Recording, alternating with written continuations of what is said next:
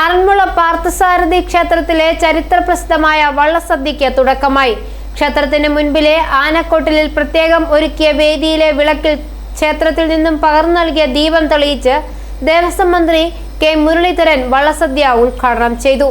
തുടർന്ന് തൂശനിലയിൽ മന്ത്രി വിഭവങ്ങൾ വിളമ്പി. ക്ഷേത്രാങ്കണത്തിലെ ഓഡിറ്റോറിയത്തിൽ വള്ളസദ്യ കഴിച്ചാണ് മന്ത്രി മടങ്ങിയത്. ആദ്യ ദിവസം 10 പള്ളിയോടങ്ങളാണ് പങ്കെടുത്തത്. വള്ളസദ്യ സെപ്റ്റംബർ 16 വരെ നീളും. ആറന്മുള പാർത്ഥസാരഥിക്ക് പള്ളിയോടക്കാരക്കാർ സമർപ്പിക്കുന്ന വഴിപാടാണ് വള്ളസദ്യ. വഞ്ചിപ്പാട്ടിന്റെ താളത്തിനൊപ്പം 64 ഇനം പാരമ്പര്യ വിഭവങ്ങളാണ് ഇലയിൽ വിളമ്പുന്നത്.